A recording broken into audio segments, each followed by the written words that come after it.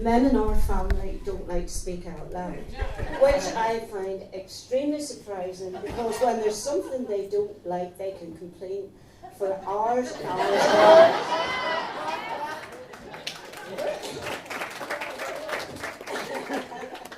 Firstly, I would just like to thank you all for making the big effort to come to this momentous occasion. And I know that a lot of you have had to travel quite a long distance, and we really appreciate seeing all our family and friends together. It's so lovely to see you all. I love the summer day. Secondly, and more importantly, I'd like to say that we welcome Darren with open arms into our family. We've known Darren for quite a few years now, and he does already feel part of our family. Sorry. He is also very, very courteous and polite, extremely. But maybe on the odd occasion, he could be a little teeny wee bit grumpy. just a wee bit. But we really couldn't want anyone better for Linda to marry, and just now like to wish the two of them a very, very long, happy and loving life together. And if they're as happy as me and her dad, they'll be doing all right.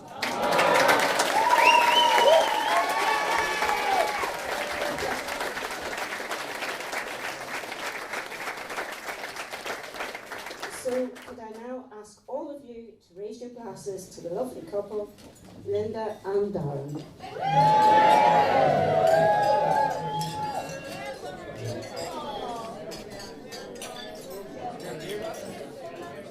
So who's next? Darren, is it? Right, I must, the man of the match. Thank you very much, Angela.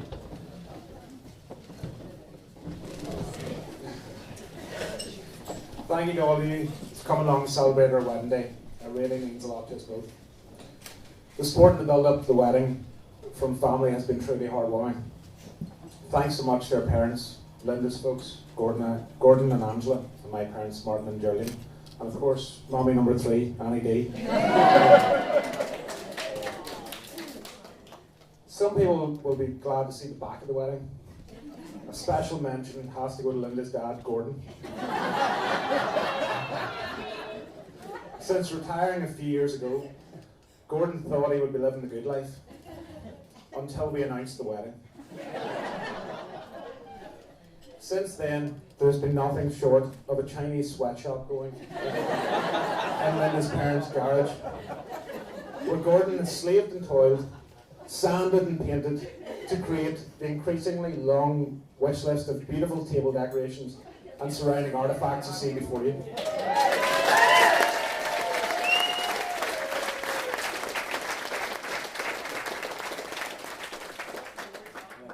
Both Angela and Gordon have spent weeks on Linda's many projects, and we're truly grateful for their help. A special mention must also go in that regard to the lady of the hour, the new Mrs. Leonard.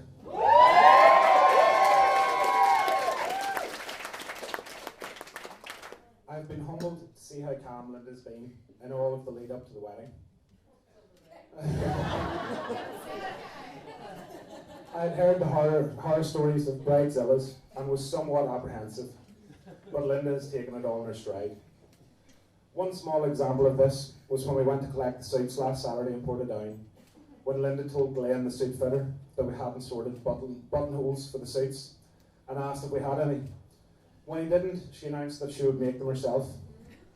He laughed nervously, then looked me in the eye and shook my hand, saying, "Good luck," as if I didn't know the hardship I was in for. Sure enough though, Linda had him hammered out after a couple of hours of arts and crafts yesterday morning, before turning her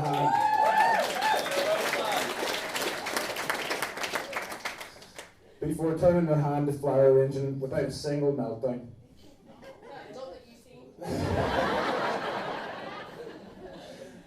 Many people asked us in the lead up to the wedding if we were stressed and how things were going with the planning. They obviously don't know Linda.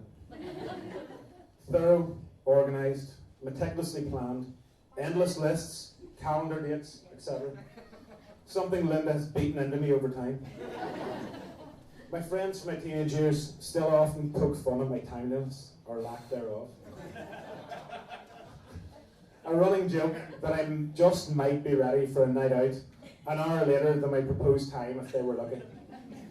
Back in Enniskillen, we refer to that as Leonard time.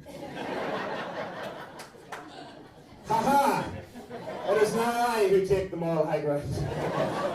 When friends and family are the last one to arrive.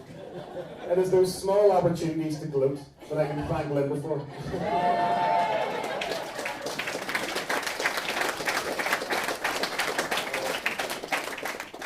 My brother Johnny told me a few weeks ago that he'd heard on the radio that relationships are only good for 15 years before the couple begin to dislike each other. This year marks 12 years together. I suppose I had a good run. That leaves me with 3 years of married bliss before things go downhill.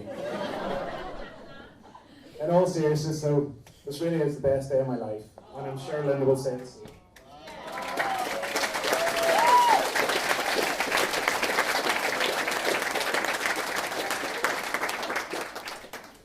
Checking into the apartment yesterday at Port Stewart Harbour brought back so many nostalgic memories for Linda and I on the eve of our wedding. Being right beside the ice house where we worked and drank, and where we used to jump off the harbour wall in the summer. It's a stone's throw from where we spent all of the early years of our relationship, so it means a lot for us to celebrate at the Crana and in Port Stewart tomorrow. On that note, a massive thank you to the Arbutus catering team for all the hard work in getting the venue ready for the day and making the preparations stress-free.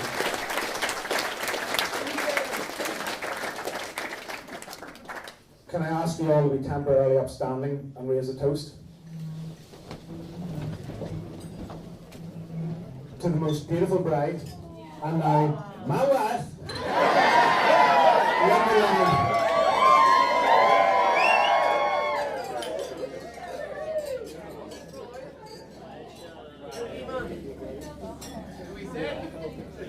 I'll now pass you over to my groomsmen. Be forewarned, chaps. Before any punches are pulled, 3 of you still have weddings yet to come.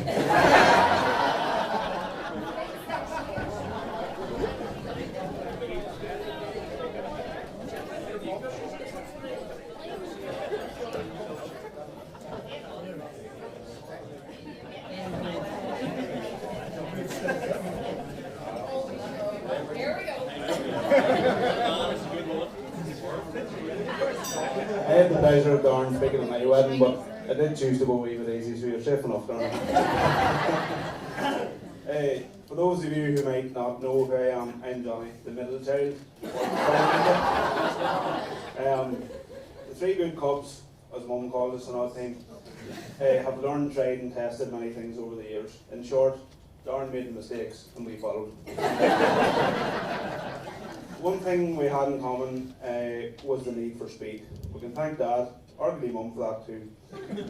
Some of our fonder memories are from our childhood and the quad racing era, where Mum would set off early on a Saturday morning with quads on a plant trailer behind the trusty Nissan Patrol Jeep. Now, we were 4 men on machinery, so we had 2 quads each, meaning they were draped over the trailer at all sorts of precarious angles in order to squeeze them on. We all had our share of success at the racing, but generally speaking, a day in the life went something like this. Ryan, or QE, as he's also known, put at least 1 or 2 riders through the ropes to much tiny onlookers' despair. Darren quite often had some of the worst luck. If there was a crash to happen, you were sure Darren would be stuck in the middle. So what was my role? I did race, but generally spent before, during and after races with my Halford style toolkit, trying to keep the Hollyoaks going, which was a tough task. So, for the better, Linda met Darren in later years, not quite sure of the date of that, but as would likely have run a mile back in the day from the big fella with the blonde streaked hair, closing through the town, in, now wait for this, the 206 Peugeot. The shopping trolley spoiler, the finest checker plate aluminium floor mats you have ever seen.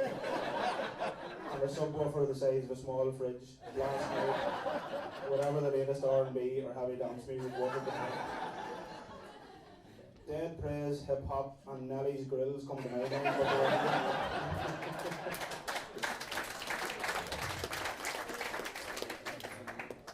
Darren has pulled off the Big Brother role fairly well over the years, and has even progressed into a great career. I mean, look how far you have come from holding the 10,000 candle power flashlight for Dad at various machinery repairs in the wrong fucking place. And both shine the fucking light.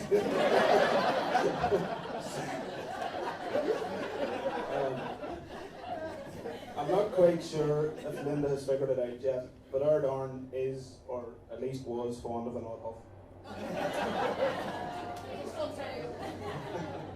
So much so that at our grandparents' perfectly manicured garden, there is a whole tree dedicated to our Darn.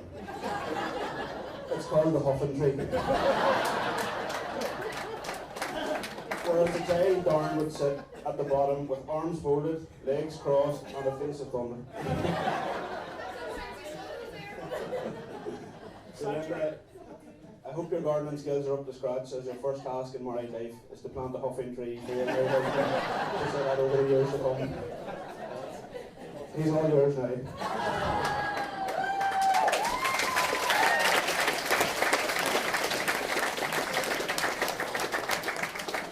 On a serious note though, we would like to welcome Linda to the Leonard family. Can we now raise the host to the new Mr. and Mrs. Leonard?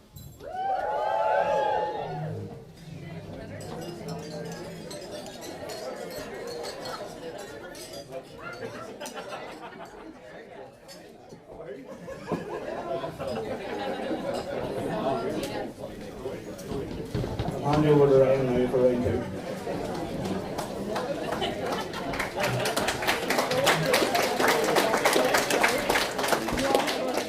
So we've got 2 more boys to get a crack at that, so I think So down at Rossfad, things were always done a bit differently. Our childhood years were playing in diggers, playing the handbrake dumpers, counting rollers, and typical in the country, we learned to drive since before we could see over the steering wheel. Most of the Big Brother will be familiar with them having a role as a bit of a protector, and they don't get much better at that than Darren. An important role as the youngest though is to sometimes push the boundaries. One fond memory takes me back to when I was about 10. Of course nothing to do with us. Like I said, we learned to drive a good Berlingo van. Anyway, the 3 of us were carrying on, and I pushed it a bit too far, to the point where I looked at Darren and I thought, oh fuck, this is it. This is the end. All there was to do at that point was run. So here I spied the Berlingo van, beeline into it, and it only had 1 or 2 goes under Johnny's guidance, so you can picture the scene. So I nearly wrung the ignition out of it, bogged it into whatever gear I could find, rode the front tyres off in first gear, full tilt, as hard as you go out of the yard, but Johnny never taught me how to change gears. So here I was, redlining the good Berlingo van down the lane, in first gear, and Darren running in tow, hammering inside the van. So the dust settled, and he didn't kill me, thankfully. But, he taught me a few important lessons. He taught me number 1 to pick my battles, number 2 always have an escape plan, and number 3 the importance of second gear.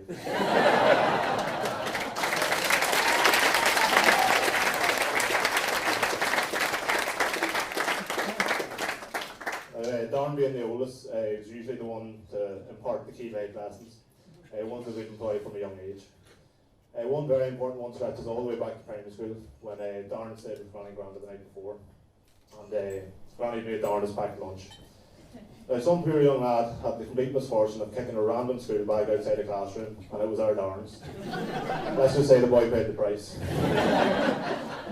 Mum, when he got home, did her best to discipline him, and all she got out of him was hit first, ask questions later. At 9 years old. The important lessons stick.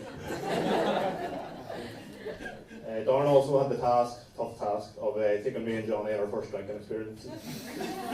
From Bonacre Raves to the Black Cat Cove. You don't want to know. The infamous nights and ollies, again, you do not want to know. Darren oversaw some of the highlight wheel demolition derbies. If there was ever a nailed on trait, Leonard trait, sorry, it's being headstrong. And Darren fits the bill very well. We knew it would take an exceptional woman to keep him on the straight and narrow, so thank you, Linda. Taking on that task with well released.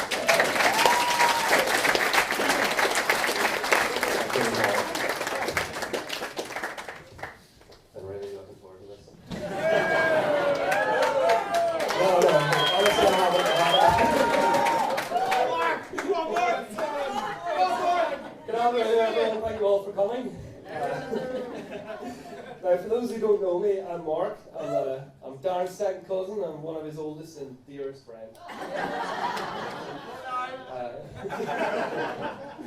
I'm very happy to be with you all to share in Darren and Linda's big day. It only took us 12 years to get here.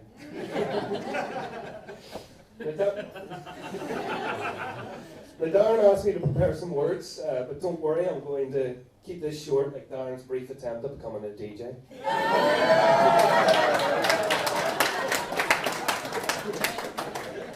Now, I was really thrilled when he asked me to give this speech. As many of you know, I love nothing more than a bit of public speaking. It also does afford me the rare opportunity to finally tell some jokes at his expense. I mean, look at him, he's a big guy. Would you make fun of him to his face? But being serious for a moment, I think many of us would agree that Linda is a special person.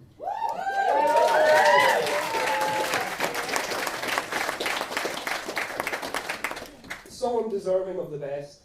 And now, having known Darren since primary school, I feel confident saying that he meets that criteria. I will try explaining why, but Darren didn't give me much notice and my ghostwriter was out of town. Now, it's rare in life you make a friend like Darren. Some with a great sense of humour and a heart of gold.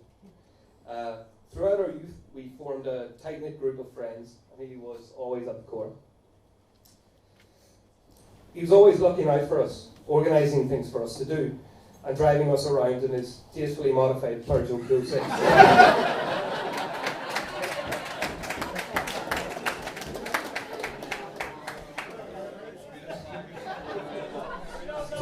Two mentions of Peugeot 206.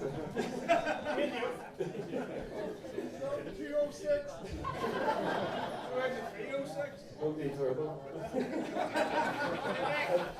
I have many fond memories of us on our initial excursions into the bustling nightlife of Enniskillen.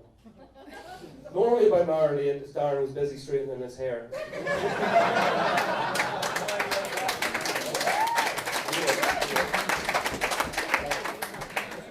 Now, back in those days, it was long and blonde. Nowadays, it's brown and thinning.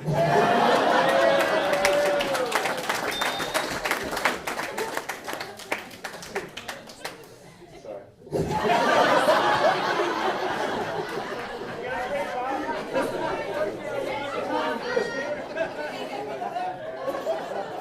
Darren's always been a person we could depend on no matter what. It's one of his greatest qualities, and having seen the happy couple together, I feel confident that Darren is the right person to look out for Linda.